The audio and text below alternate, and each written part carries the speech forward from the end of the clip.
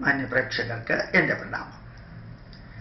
നമ്മൾ ഈ ആത്മീയ കർമ്മം ചെയ്യുമ്പോൾ ശരിക്ക് ആചാരപ്രകാരം വിവാഹം നടത്തുമ്പോൾ, ഗൃഹപ്രവേശനം നടത്തുമ്പോൾ, പൂജ നടത്തുമ്പോൾ,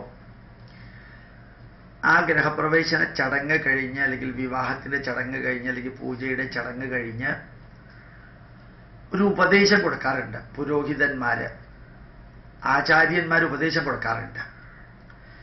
ജീവിതവുമായി ബന്ധപ്പെട്ട എല്ലാ കാര്യങ്ങളും വിവരിക്കും. ഈ വിവാഹം കഴിഞ്ഞ് പള്ളിയിലച്ഛൻ ഉപദേശം ബൈബിളിൻ്റെ അടിസ്ഥാനത്തിൽ കൊടുക്കുന്നത് ഞാൻ കേട്ടിട്ടുണ്ട്. നല്ല ഉപദേശങ്ങളാണ്. അതേപോലെ ഇവിടെയും പിതൃകർമ്മം കഴിഞ്ഞ് നമ്മൾ 7-8 സബ്ജക്റ്റുകളാണ് ഉപദേശം കൊടുത്തത്.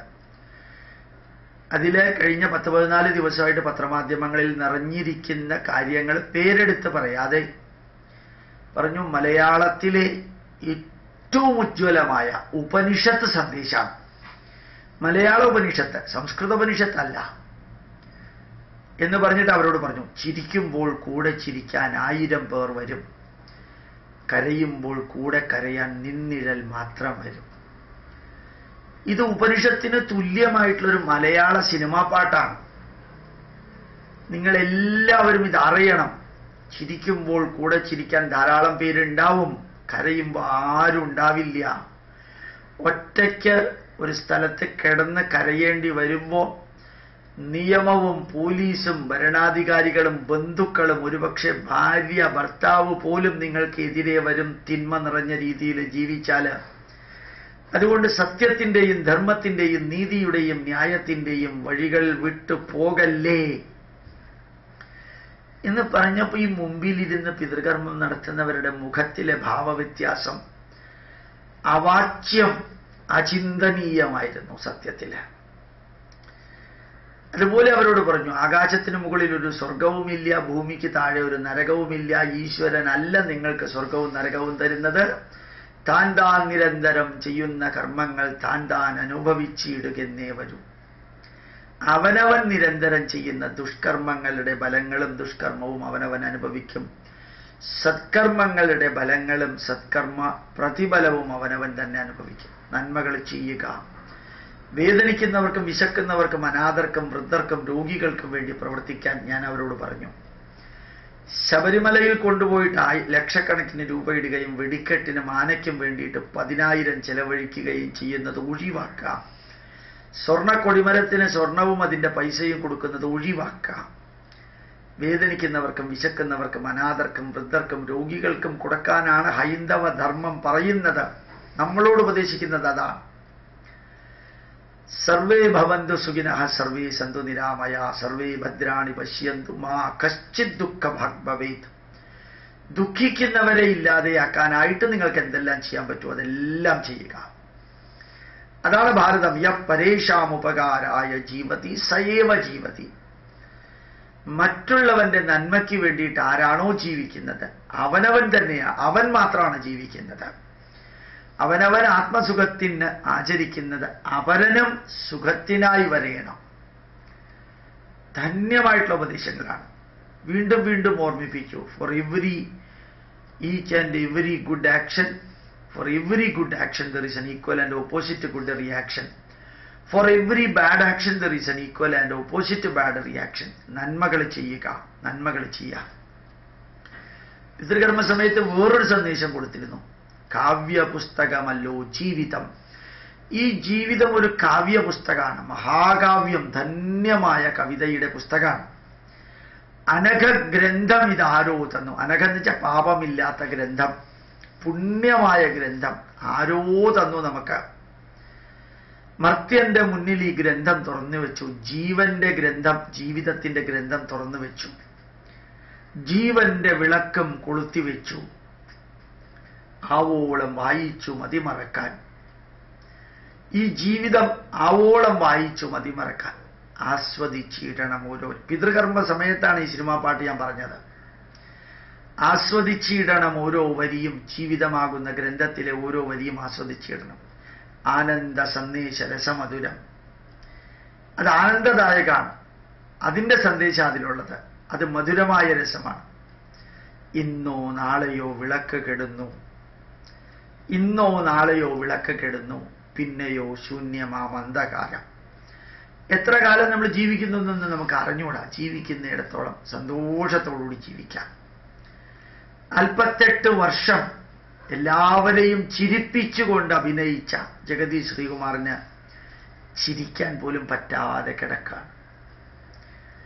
ഇതൊക്കെ നമുക്ക് സംഭവിച്ചുകൂടുന്നൊന്നുമില്ല, സംഭവിക്കരുതേ എന്ന് പ്രാർത്ഥിക്കാം. എല്ലാവരോടും പറഞ്ഞു മദ്യപിക്കരുത്.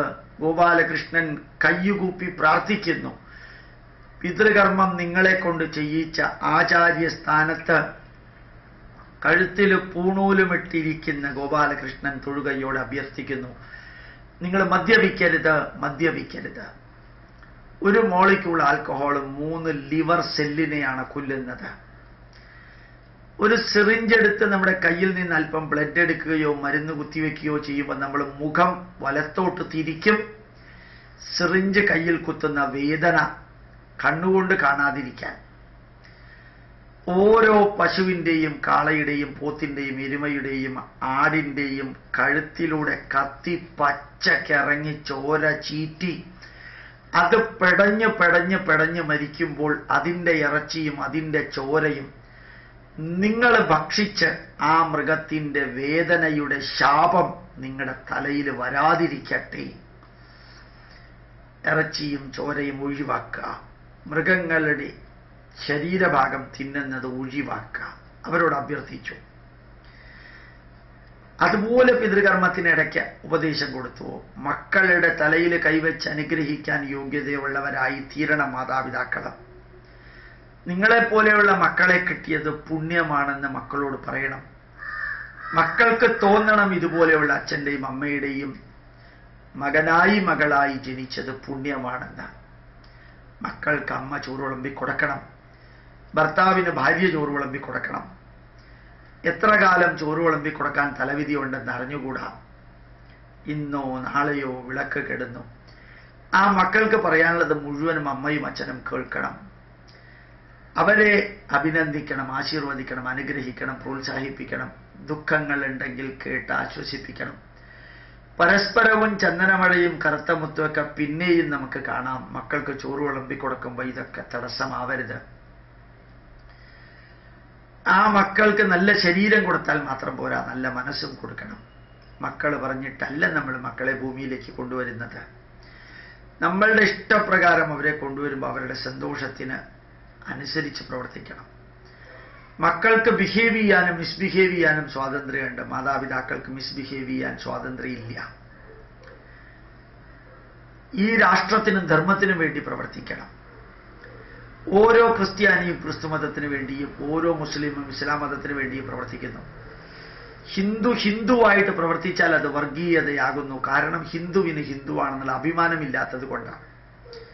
അഭിമാനത്തോടുകൂടി തല ഉയർത്തി നിന്ന് പറയുക, ഒരു 100 ജന്മമുണ്ടെങ്കിൽ 100 ജന്മവും ഹിന്ദുവായി തന്നെ ജനിക്കണം, വളരണം, ഹിന്ദുവായി തന്നെ മരിക്കാൻ സാധിക്കണം. ഓരോ മതവിഭാഗങ്ങളും നടത്തുന്ന കോളേജുകളിൽ ഡോക്ടർ ആവാനുള്ള തത്രപ്പാടിൽ ചെന്ന് കൊണ്ടുപോയി ആക്കി സ്വന്തം ധർമ്മത്തെയും സംസ്കാരത്തെയും ഉപേക്ഷിച്ച് മറ്റൊരു മതത്തിലേക്ക് ചേക്കേറുന്നത് ഒഴിവാക്കണം. പിതൃകർമ്മത്തിന്റെ കൂട്ടത്തിൽ എല്ലാവരോടും ഇതും പറഞ്ഞു. രാഷ്ട്രത്തിനും ധർമ്മത്തിനും വേണ്ടി പ്രവർത്തിക്കാം. നമ്മുടെ ധർമ്മം ലോകം 2 കൈയിൽ നീട്ടി സ്വീകരിച്ചുകൊണ്ടിരിക്കുന്ന ഒരു കാലഘട്ടത്തിൽ പഠിക്കുക, പഠിപ്പിക്കുക, പ്രചരിപ്പിക്കുക, പ്രവർത്തിക്കുക, പ്രതികരിക്കുക. എല്ലാവരും വാട്സപ്പ് ഗ്രൂപ്പ് തുടങ്ങാം.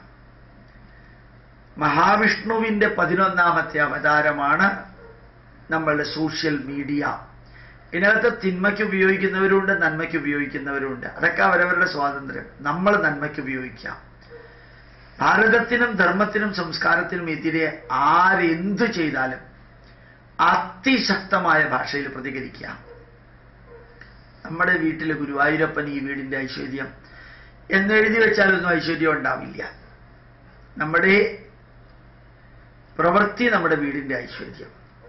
നമ്മുടെ പ്രവൃത്തിയാണ് നമ്മുടെ വീടിന്റെ ഐശ്വര്യം. കഴിഞ്ഞ തലമുറ നമുക്ക് തന്നത് അടുത്ത തലമുറയ്ക്ക് കൊടുക്കാൻ വേണ്ടി പ്രവർത്തിക്കുക.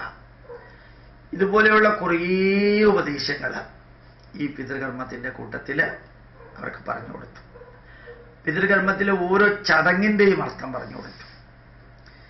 ജീവിതത്തിൽ മറക്കാൻ പറ്റാത്ത അനുഭവമായിരുന്നു മഴുവഞ്ചേരി മഹാദേവ ക്ഷേത്രത്തിൽ ഇന്ത്യൻ ഇൻസ്റ്റിറ്റ്യൂട്ട് ഓഫ് സയന്റിഫിക് ഹെറിറ്റേജിന്റെ നാഷണൽ ഹെറിറ്റേജ് സെന്ററിൽ നടന്ന ഈ പിതൃകർമ്മം. എല്ലാ വിഭാഗം ജനതയും ആരോടൊക്കെയാണ് നന്ദി പറയേണ്ടതെന്ന് അറിഞ്ഞൂടാ. കുറേ പേര് പ്രവർത്തിച്ചിരുന്നു, ഷൈനിങ് ഇല്ലാതെ. അതിലെ ആ ക്ഷേത്രത്തിന് കിട്ടിയതിലെ വലിയൊരു ഭാഗം ക്യാൻസർ രോഗികൾക്കും വേദനിക്കുന്നവർക്കും വിശക്കുന്നവർക്കും. അടുത്ത പ്രാവശ്യം നിങ്ങളും വരണം. കർക്കിടകത്തിലെ കർത്തവാവിന് ഗോപാലകൃഷ്ണൻ പറഞ്ഞത് ശരിയാണ്. ഒരു പ്രാവശ്യം വന്നാൽ മതി. പിന്നെ നിങ്ങളുടെ പ്രദേശത്ത് നിങ്ങൾ പിതൃകർമ്മം നടത്താം. എന്തിനാണറിയോ? എന്താ പിതൃകർമ്മം എന്ന് അറിയാൻ അവിടെ ഒരു പ്രാവശ്യമെങ്കിലും വരണം. പിന്നെ നിങ്ങൾ നിങ്ങളുടെ ഇഷ്ടം മാതിരി എവിടേക്ക് വേണമെങ്കിൽ നിങ്ങൾക്ക് പോകാം. അറിയണം, നമ്മളുടെ ചടങ്ങുകളും ഹിന്ദു ധർമ്മവും എത്ര സയന്റിഫിക്കലി, ലോജിക്കലി, റാഷണലി ഇംപ്ലിമെന്റ് ചെയ്യാൻ 21st സെഞ്ച്വറിയിൽ സാധിക്കുമെന്ന് നിങ്ങൾക്ക് അറിയാൻ സാധിക്കട്ടെ. പ്രണാമം, നമസ്കാരം.